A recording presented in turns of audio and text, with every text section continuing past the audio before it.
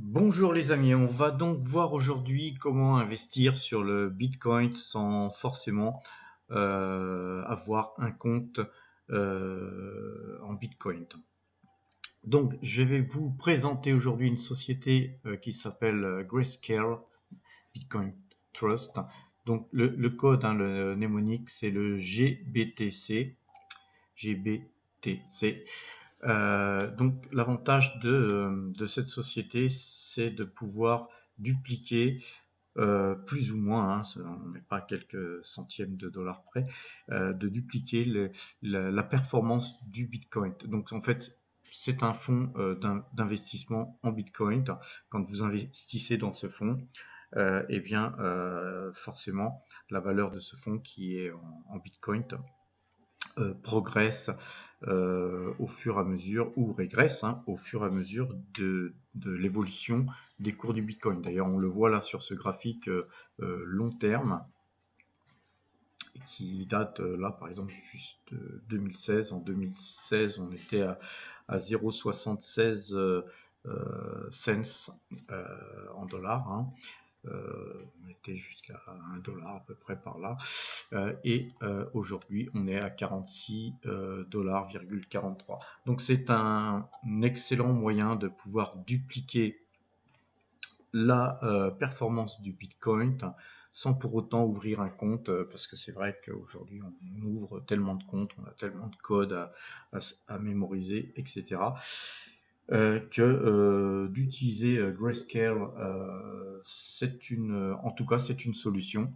Ça vaut ce que ça vaut. Certains détracteurs me diront, mais oui, mais t'es pas en possession de tes bitcoins, etc., etc. Donc, si Grayscale fait faillite pour X, Y raison, et bah, tu risques de perdre de l'argent, etc., etc. Oui, certes, oui. Donc, en fait, de toute façon, Grayscale est investi en Bitcoin et effectivement, si le Bitcoin se casse la figure, effectivement, le cours de l'action s'effondrera aussi. Mais si vous avez des Bitcoins sur un compte à titre particulier, ça sera exactement la même chose.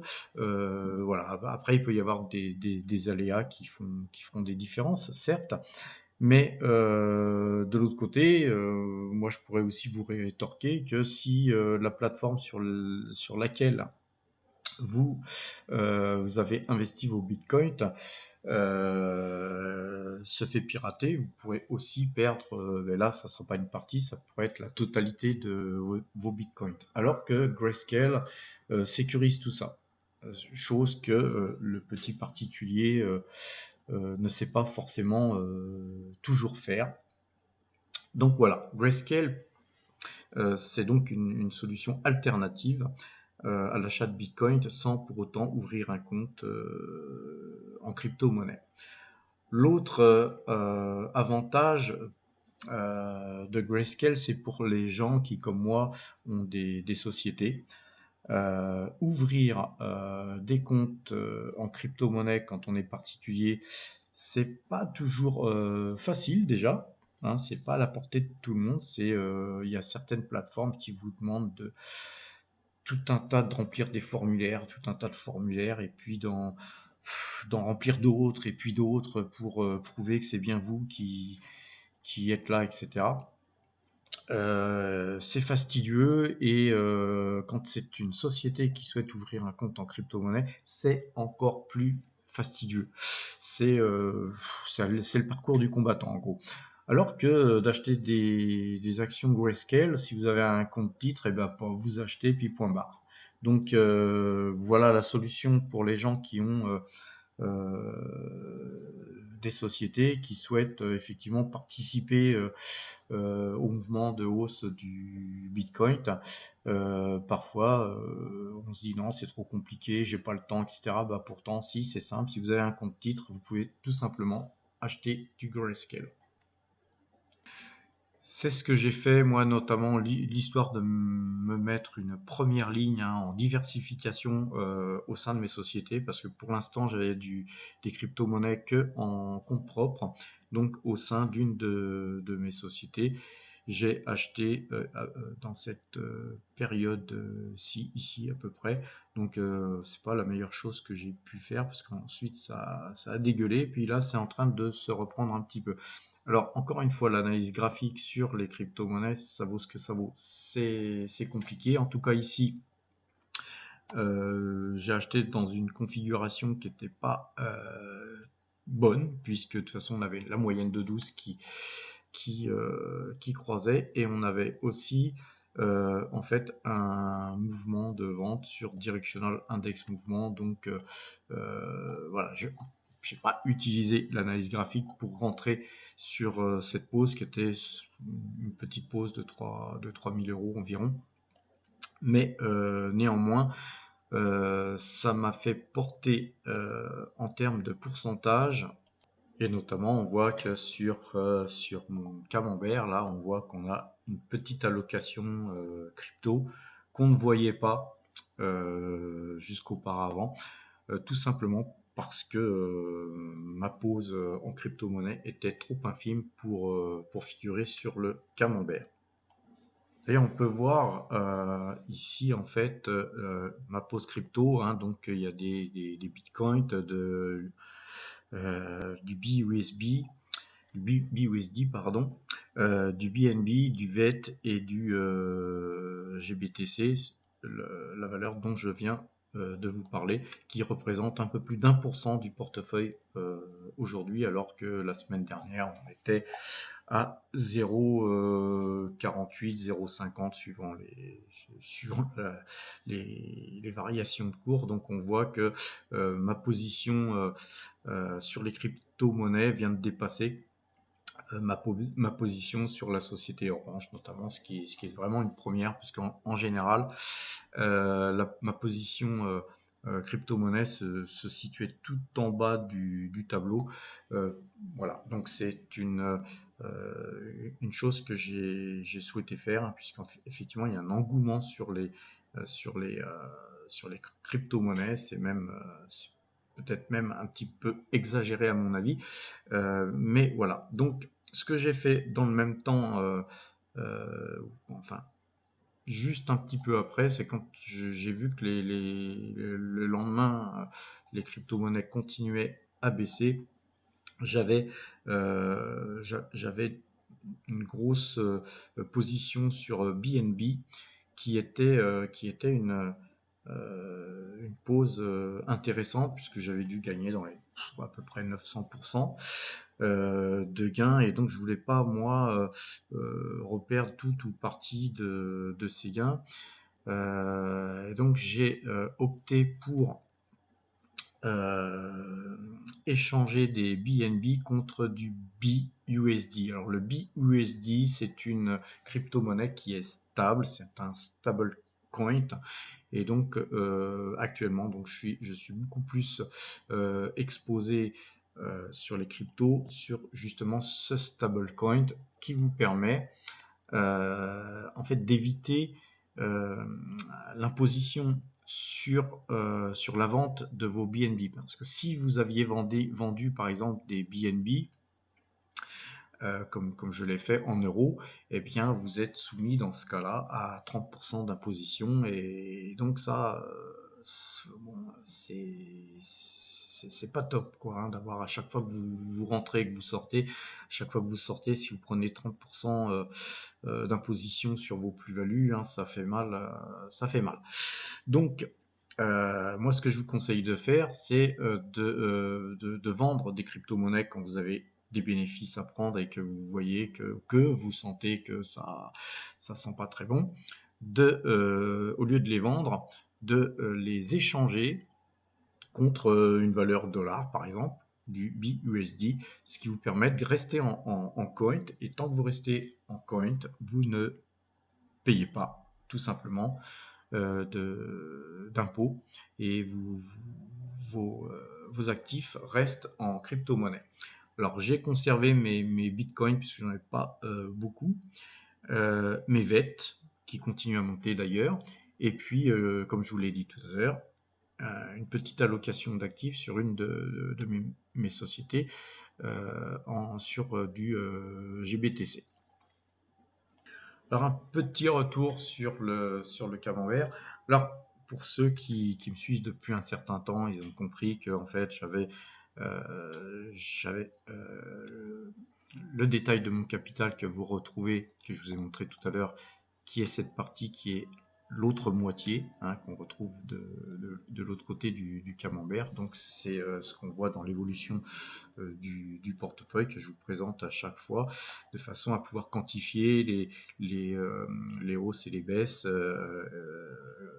et surtout les gains qu'on a pu faire depuis le début de l'année par rapport au 31 décembre, et l'autre partie qui est en fait une partie qui est en immobilier. Alors pour ce faire, juste pour votre culture personnelle, vous avez plusieurs façons d'investir. Vous pouvez investir en créant une société, hein, dans le private equity ou une petite PME par exemple, ou au travers d'une SCI. Donc moi j'ai fait les deux. J'ai eu donc une SCI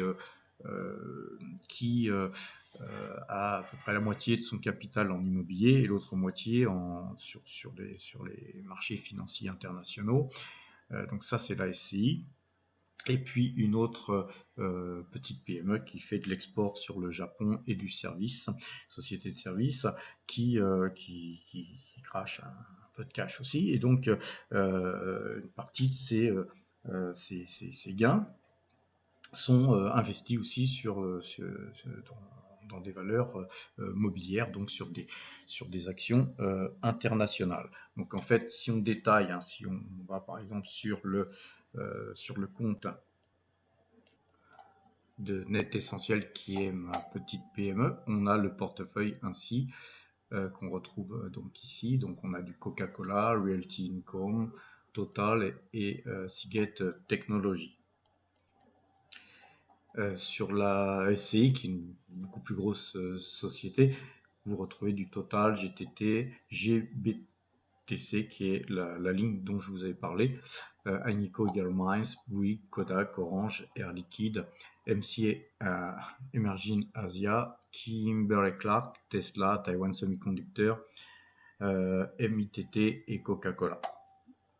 Sur un compte, et donc sur Formosa Investissement, comme on a deux comptes, hein, et ben on retrouve donc sur un autre compte une ligne LVC qui est un tracker CAC 40, AXA, Orange, GTT encore et Total.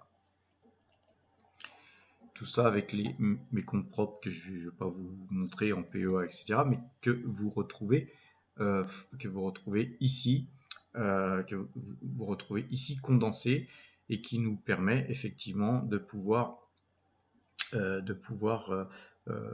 voir sur l'addition de tous ces titres qu'on a sur divers comptes, et par rapport à l'évolution du dollar qui est dans le bon sens, hein, puisque le dollar s'apprécie en ce moment, vous pouvez voir aussi en termes de pourcentage quelles sont les allocations d'actifs. Et ça, c'est très très important, les allocations d'actifs, pour ceux qui me suivent et qui veulent dupliquer le portefeuille.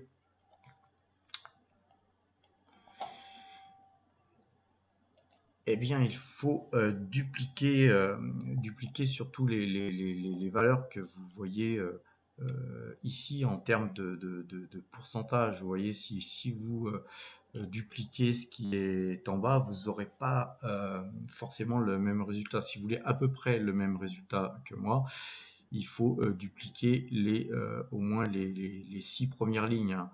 Voilà. Après, en dessous, ça commence à baisser en termes d'allocation d'actifs, mais ça a du sens, je dirais, de venir jusqu'à Orange si vous avez la capacité de venir jusqu'à là, c'est-à-dire de faire ces 1, 2, 3, 4, 5, 6, 7, 8, 9, 10, 11, 12, 13, ces 13 premières lignes, ces 12, 13 premières lignes, vous aurez à peu près le même résultat affiché ici, c'est-à-dire 11,35% depuis le début de l'année. Alors pour ceux qui me suivent, hein, ce résultat a été même bien meilleur que 11,35% parce qu'on a atteint jusqu'à 17% à un moment donné. Mais voilà, la bourse, ça monte et ça descend. Et donc forcément, il y a des aléas, ça monte, ça baisse, et donc ce pourcentage monte ou descend en fonction des aléas de la bourse. Il faut avoir le cœur bien accroché, hein. Si vous faites de la bourse, faut pas flipper dès qu'il y a une petite baisse d'1 ou 2 ou 3%. Là, récemment, on vient de subir une correction et c'est bien normal. Et donc, voilà, notre portefeuille, 11% depuis le début de l'année, hein, c'est toujours c'est moins bien que 17, effectivement, qui a été affiché un certain temps, mais ça reste toujours une performance tout à fait acceptable. Alors maintenant, on va analyser un petit peu le Bitcoin, hein, qui est le roi de la crypto-monnaie. Et donc, on voit que, euh, en fait, voilà mon avis, pourquoi j'ai vendu mes BNB, parce qu'en fait, le BNB alors j'ai gardé mes bitcoins et j'ai du Grayscale, certes, mais pourquoi j'ai vendu mes BNB? Parce que le BNB a beaucoup plus monté que le Bitcoin, énormément plus, d'une part, et que sur le Bitcoin, on voit qu'il y avait sur le parabole XR, là, on avait vraiment un petit signal de vente. On a la moyenne de 12 qui est toujours vendeuse d'ailleurs, mais on avait aussi un signal de vente sur Directional Index Mouvement. C'est passé acheteur quand même là, puisqu'en fait, on a, si on regarde, plus 6,76% aujourd'hui. Donc ça, ça c'est la volatilité, hein, des, euh, des crypto-monnaies. Maintenant, quand on regarde quand même, hein, on va un petit peu zoomer. Euh, Ici, on voit quand même qu'il y a un double top. Et voilà, hein, ça vaut ce que ça vaut. Mais ici, il y a vraiment,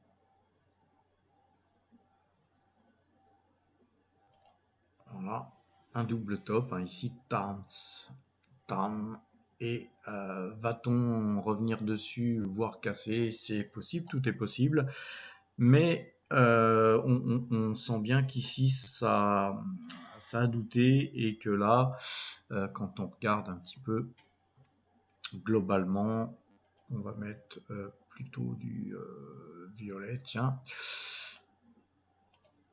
On voit bien qu'ici, il y a eu une période de doute, hein, et que ensuite, on a eu une baisse. Alors, cette hausse de 6 et quelques pourcents, certes, elle est là, mais pour moi, elle n'est pas encore convaincante. Elle n'est pas encore convaincante, sachant toutes les bonnes nouvelles qui se sont propagées dernièrement, notamment tout un tas de banques, hein, qui s'intéressent de plus en plus au Bitcoin, aux crypto-monnaies, hein, en général. Vous avez l'annonce de Elon Musk euh, qui a annoncé d'une manière fracassante que les Tesla peuvent d'ores et déjà être achetés en Bitcoin, etc. Vous avez bientôt un ou même plusieurs trackers qui vont donc voir le jour, etc. Et donc, effectivement, il y a un tas de bonnes nouvelles qui se déversent sur le marché, mais quand on regarde dans les faits, ben, la hausse de 6%, c'est pas grand-chose par rapport à toutes ces bonnes nouvelles et par rapport à la baisse qu'on vient de voir, qui était plutôt de 20%. Alors, est-ce le début voilà, d'un rebond ou tout simplement une correction technique? Pour l'instant, nul ne sait, hein, déjà, alors moi non plus, mais on sent bien que habituellement, quand on avait des nouvelles pareilles, si on regarde un petit peu hein, sur le marché avec des nouvelles pareilles, on avait des bougies plutôt de cet ordre-là. Vous voyez. Donc des bougies à peu près deux fois supérieures à celles qu'on vient de voir. Et en plus des bougies, si on regarde un peu plus, on va supprimer ça. Si on veut bien regarder, voilà, un petit peu avec du recul, on peut aussi tracer un trend, un trend, un trend intéressant à tracer. Ça va être à peu près un truc du genre. Donc je pense qu'on peut avoir un retracement sur ce trend, c'est-à-dire que le marché pourrait revenir toucher ce trend un peu plus long terme. Et par contre, on a certainement une autre option, c'est de voir le marché. Parce que là, on voit bien sur le trend ici, on voit bien que ça a cassé. Hein, on va le laisser d'ailleurs, ce trend.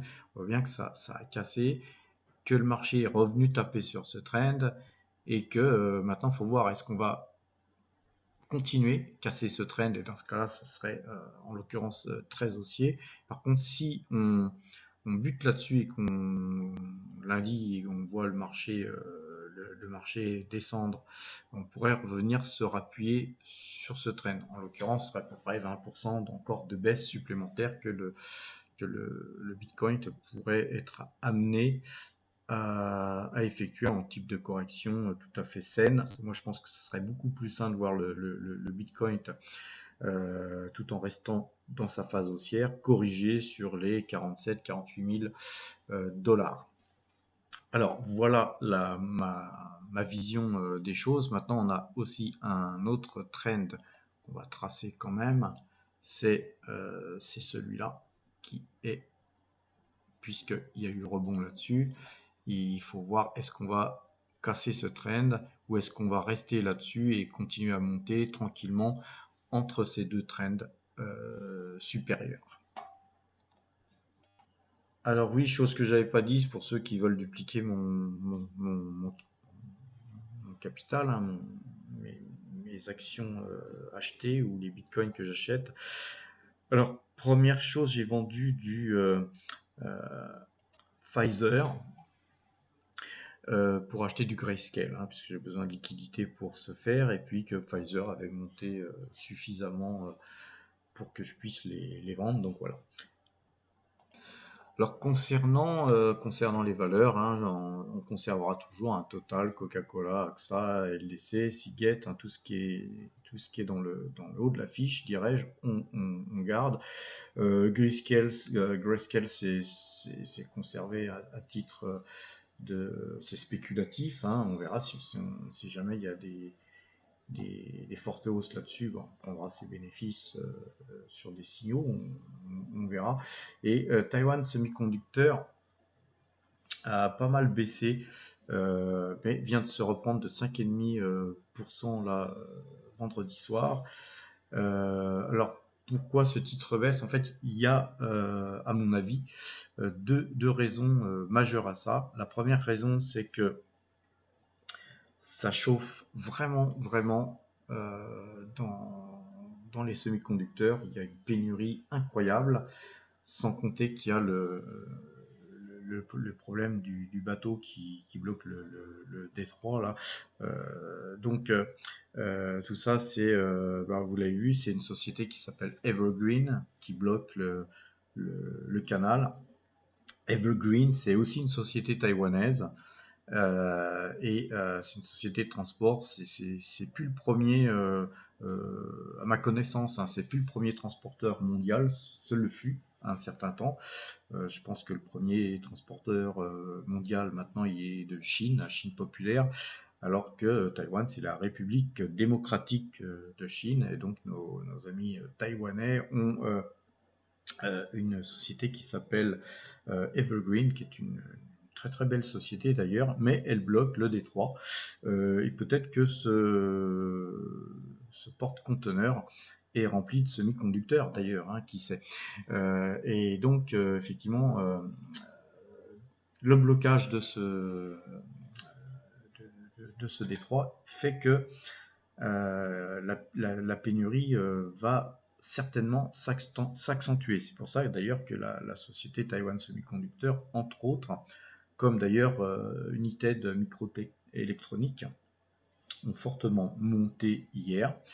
Alors donc, la première raison, je vais y venir, c'est que en ce moment, entre la République démocratique de Chine, là où on vote, on va dire, et la Chine, là où on ne vote pas, donc la Chine, un pays communiste, hein, la Chine fait des incursions plusieurs fois par jour sur le territoire taïwanais de par des vols militaires. Et donc, il y a une tension énorme en ce moment dans le pays. Taïwan est en alerte permanente. Il y a des alertes parfois plusieurs fois par jour qui font que effectivement les bruits de bottes, ça ne plaît pas au marché. Donc effectivement, on risque effectivement une, une guerre, hein, une invasion de la Chine sur Taïwan. Il ne faut pas se le cacher. Et tout ça, ça soulève d'autres problèmes, hein, des problèmes de, pourquoi pas même d'extension du conflit, notamment du côté américain. Les Américains ne veulent pas voir la Chine s'accaparer de Taiwan Semiconductor ainsi que des sociétés comme United Microelectronics. Pourquoi? Parce que les semi-conducteurs, c'est le pétrole de demain. C'est même d'ailleurs en quelque sorte le pétrole actuel.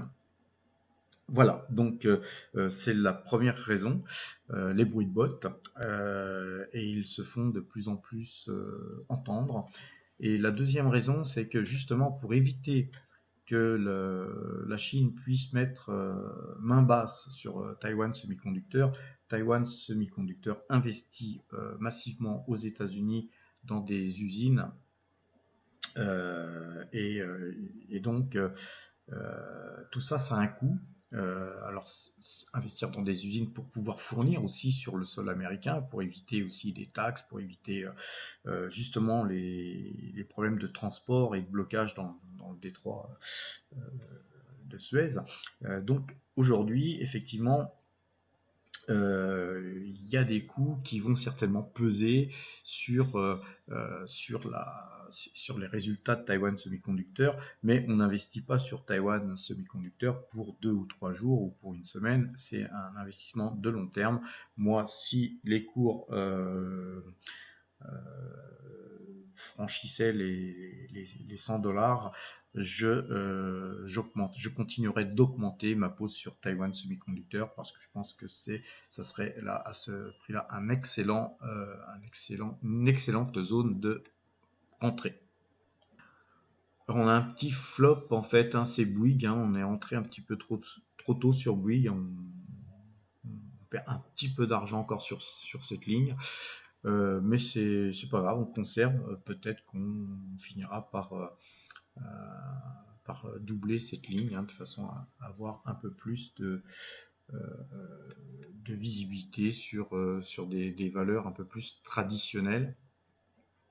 Ensuite, on a GTT Transport qui a pas mal baissé mais qui se reprend. Alors pourquoi? Parce que c'est pareil, le transport enfin, on voit bien que les bateaux, hein, les terminaux de transport de pétrole et de gaz, bah, ça aussi le vent en poupe. Donc GTT Transport, à ce prix-là, ça reste encore une belle opportunité d'entrée.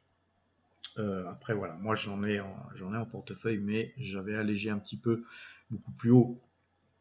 Mais aujourd'hui, je pense qu'il y a mieux à faire sur, par exemple, Taïwan Semiconductor, sur les crypto-monnaies, etc. Donc effectivement, j'arbitre fonction de là où je pense y trouver un peu plus de rentabilité.